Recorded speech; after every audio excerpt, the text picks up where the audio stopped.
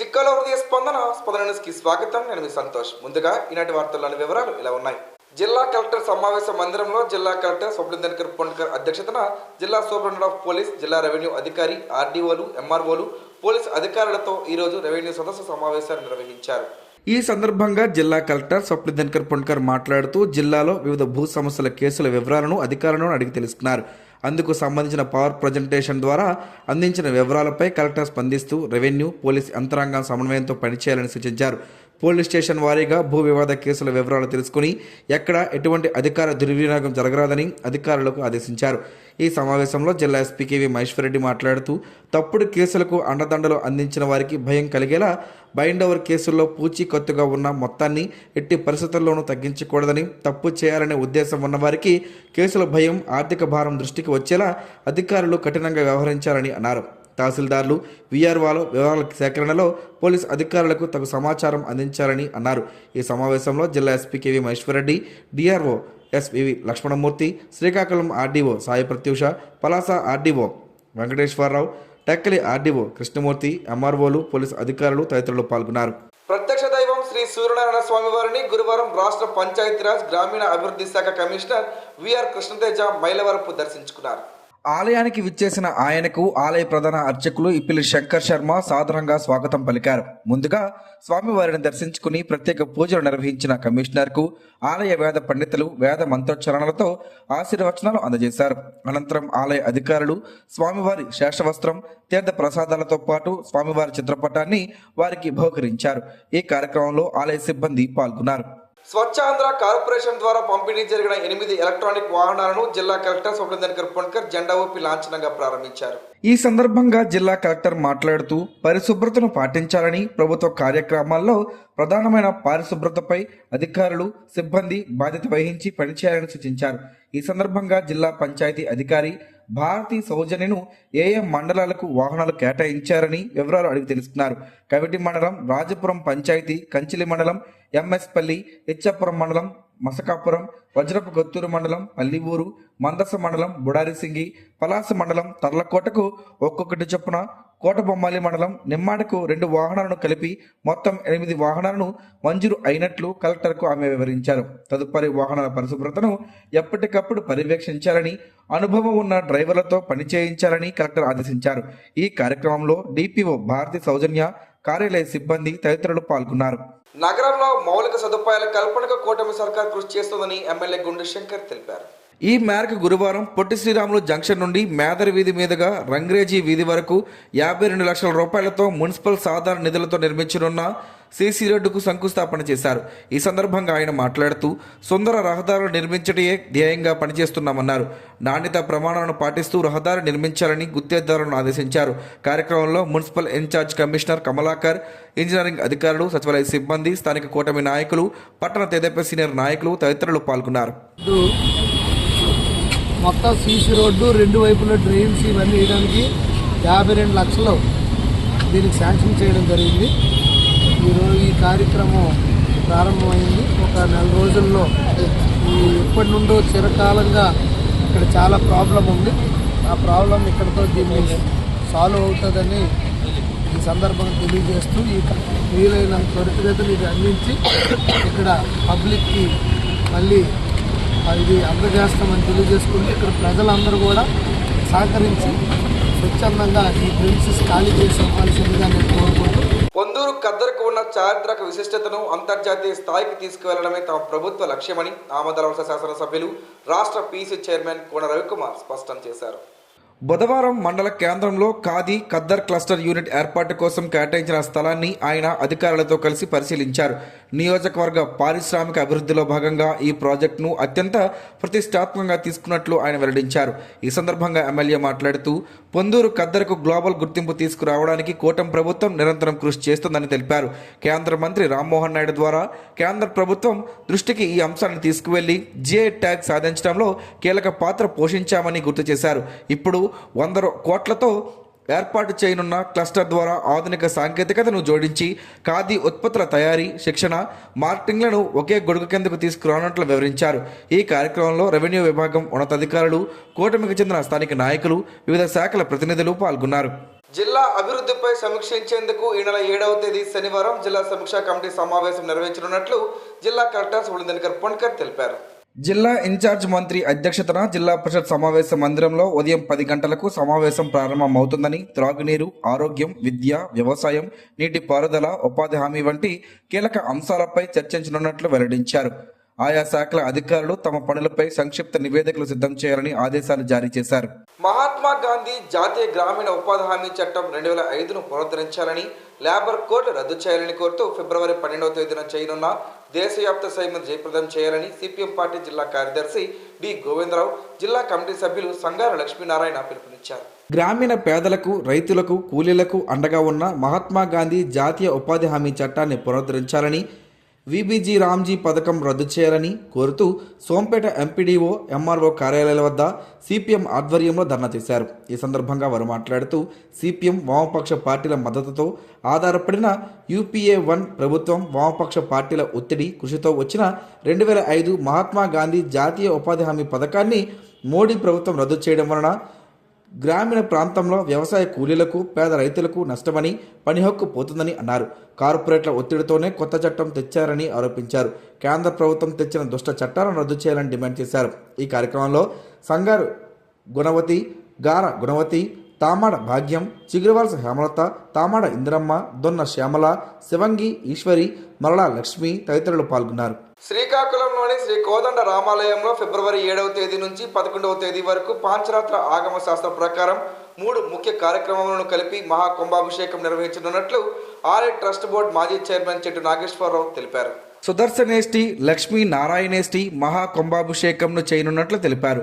కార్యక్రమంను చేసిన వారికి, చేయించిన వారికి కలిగే ఫలితాలను కూడా వివరించారు. సుదర్శనేష్టి కార్యక్రమం చేయడం వలన ఈతి బాధలు, గ్రహ బాధలు, శత్రుబాధలు, కార్యసిద్ధి కలుగునని, అలాగే లక్ష్మీ నారాయణేష్టి కార్యక్రమం ద్వారా అష్టలక్ష్ముల కటాక్షం, ధనయోగం, సంతానయోగం కలుగుతుందని చెప్పారు.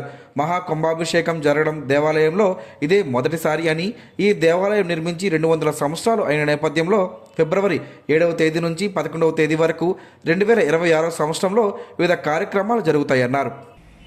అలాగనే రేపు అంటే 6వ తారీఖున తిరువీధి 7 గంటల సాయంకాలం 7 గంటల నుంచి రామాలయం నుంచి కృష్ణా పార్క్ మీదుగా అలాగా చిన్న బజార్ రోడ్డు మీద నుంచి సెవెన్ రోడ్ జంక్షన్ నుంచి మన రామాలయం వరకు తిరువీధి కార్యక్రమం నిర్వహిస్తున్నాము.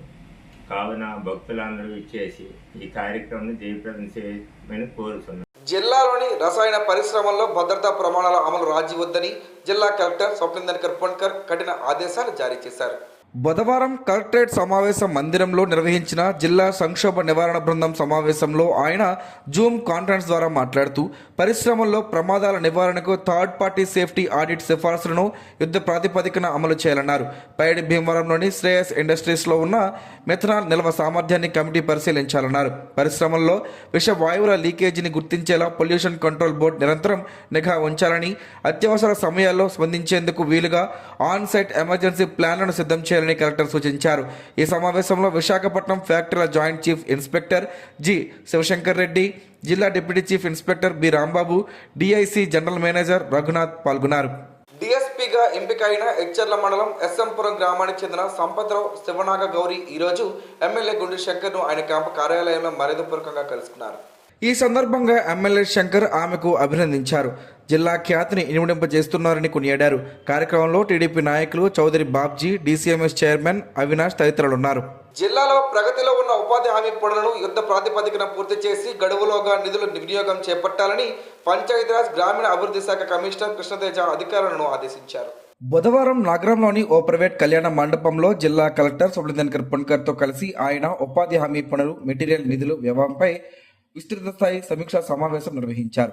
ఈ సందర్భంగా కమిషనర్ మాట్లాడుతూ జిల్లాలోని 912 పంచాయతీల్లో 2017 నుంచి ఇప్పటి వరకు సుమారు 13,839 పనులు వివిధ దశల్లో ప్రగతిలో ఉన్నాయని, వాటిని తక్షణమే పూర్తి చేసి సంబంధిత వెబ్సైట్లో అప్లోడ్ చేయాలన్నారు.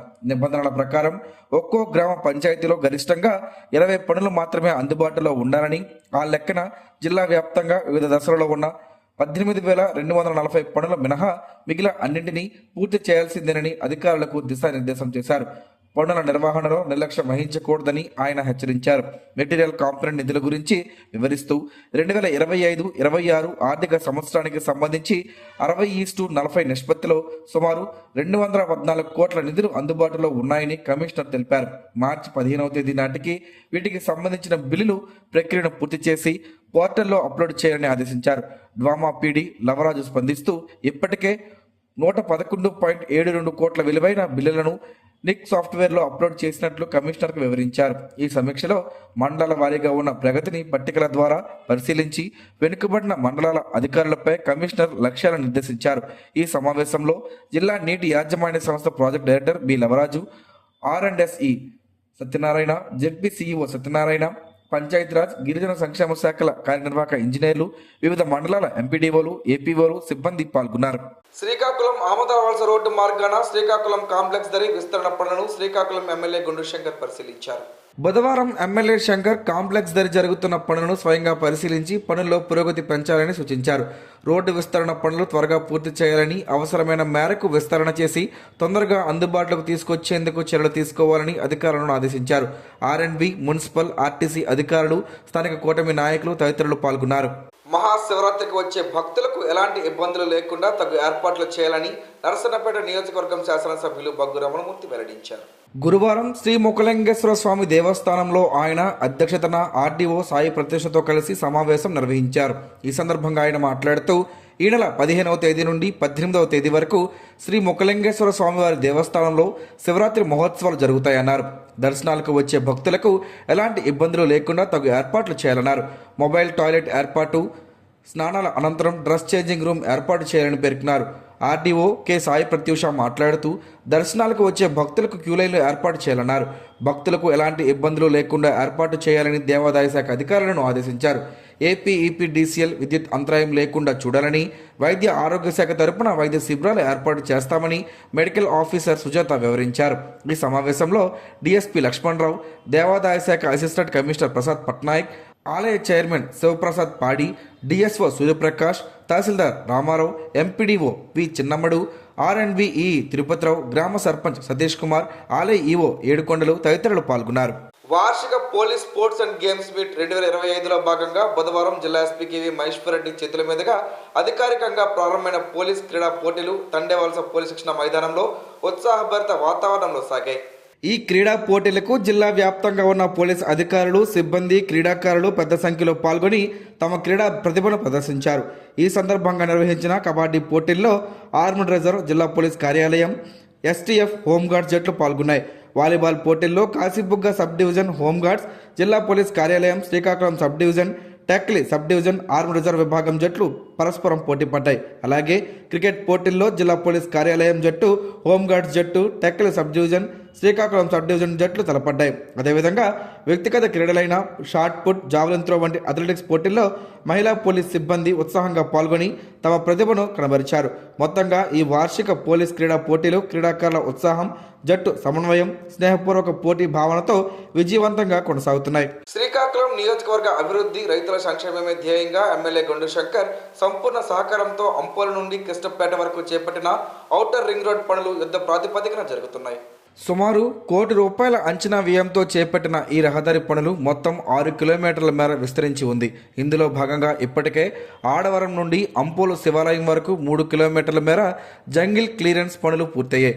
ప్రస్తుతం అంపోలు శివాలయం నుండి కృష్ణపేట వరకు మిగిలిన 3 కిలోమీటర్ల పనులు కూడా ప్రారంభమయ్యాయి. పొలాలకు వెళ్లే రైతులకు, స్థానిక ప్రజలకు రవాణా సౌకర్యం మెరుగుపరచాలనే ఉద్దేశంతో ఈ పనులను అత్యంత వేగంగా పూర్తి చేస్తున్నారు. ఈ పనుల పురోగతిని సీనియర్ నాయకులు గొండు వెంకటరమణమూర్తి, వెలమల శ్రీనివాసరావు, గొండు అచ్యుతరావు స్వయంగా క్షేత్రస్థాయిలో పరిశీలిస్తున్నారు. పనుల నాణ్యతలో రాజీ పడకుండా త్వరితగతిన రోడ్డు నిర్మాణాన్ని పూర్తి చేయాలని వారు సూచించారు. ఎన్నాళ్లుగానో ఎదురు చూస్తున్న ఈ రోడ్డు పనులు ప్రారంభం కావడంతో అంపోలు, కృష్ణపేట పరిసర ప్రాంతాల రైతులు, ప్రజలు ఎమ్మెల్యే గుండు శంకర్కు, నాయకులకు కృతజ్ఞతలు తెలిపారు.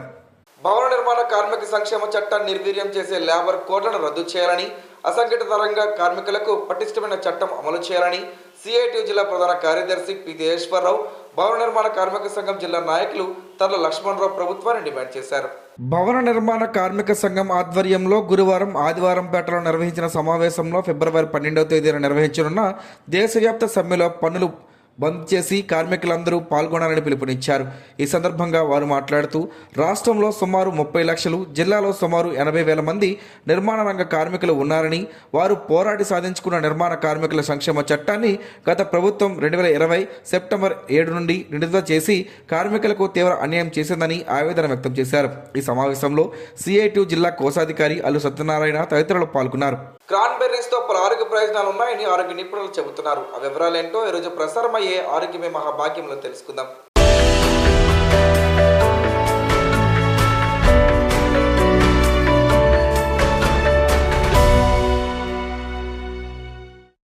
ఈ ప్రపంచంలో రకరకాల పండ్లుంటాయి. వాటిలో క్రాన్బెర్రీస్ ప్రత్యేకమైనవి. డ్రై ఫ్రూట్స్లో లభించే ఈ పండ్లను ఎందుకు తినాలో తెలుసుకుందాం. క్రాన్బెర్రీస్ అనేవి చిన్నగా, గుండ్రంగా, ఎరుపు రంగులో ఉండే పండ్లు. కొద్దిగా పుల్లగా, కొద్దిగా ఒగరుగా ఉండే ఈ పండ్లకు ప్రపంచవ్యాప్తంగా డిమాండ్ ఉంది. క్రాన్బెర్రీస్ మొక్కలు సంవత్సరాల తరబడి బతికే ఉంటాయి. దాదాపు 65 ఏళ్ల దాకా జీవిస్తాయి. మొక్క వేసిన 16 నెలల తర్వాత పంట వస్తుంది. ఏటా 2 సార్లు పంట చేతికి వస్తుంది. ఈ ఫ్రూట్స్ మన దేశంలో ఎక్కడా కనిపించవు. కానీ ఆన్లైన్ ఈ-కామర్స్ సైట్లలో, సూపర్ మార్కెట్లలో, డ్రై ఫ్రూట్స్ స్టోర్లలో డ్రై ఫ్రూట్స్ రూపంలో ఇవి కనిపిస్తాయి. వీటి ప్రయోజనాలు తెలుసుకునేవారు వీటిని కొనుక్కుంటూ తింటారు. ఈ పండ్లు ఎండిన తర్వాత మరింత ఎక్కువ తీపితో ఉంటాయి. వీటిలో ఫ్యాట్ ఉండదు. ఫైబర్, షుగర్, ప్రోటీన్, సోడియం ఉంటాయి. అలాగే విటమిన్లు C, A, Kతో పాటు పొటాషియం, కాల్షియం, ఐరన్ కూడా ఉంటాయి. ఇవి ఎండిన తర్వాత కొన్ని విటమిన్లు కోల్పోయినా పొటాషియం, కాల్షియం మాత్రం కలిగి ఉంటాయి. సూపర్ ఫుడ్ కేటగిరీలో ఇవి కూడా చేరాయి. ఎందుకంటే వీటిలో ఎక్కువ ఆరోగ్య ప్రయోజనాలు ఉండటమే. అలాగే విటమిన్లు C, A, Kతో పాటు పొటాషియం, కాల్షియం, ఐరన్ కూడా ఉంటాయి. ఇవి ఎండిన తర్వాత కొన్ని విటమిన్లు కోల్పోయినా పొటాషియం, కాల్షియం మాత్రం కలిగి ఉంటాయి. లివర్ పాడవకుండా కాపాడతాయి. బీపీని కంట్రోల్ చేస్తాయి. కంటి చూపును మెరుగుపరుస్తాయి. మూత్రనాళం ఆరోగ్యవంతంగా ఉండేలా ఇవి చేస్తాయి. నోటి క్యాన్సర్ రాకుండా చేస్తాయి. ఈ పండ్లను డైరెక్ట్గా తినవచ్చు. సలాడ్లు, ఓట్స్ మీల్లో వేసుకొని తినవచ్చు.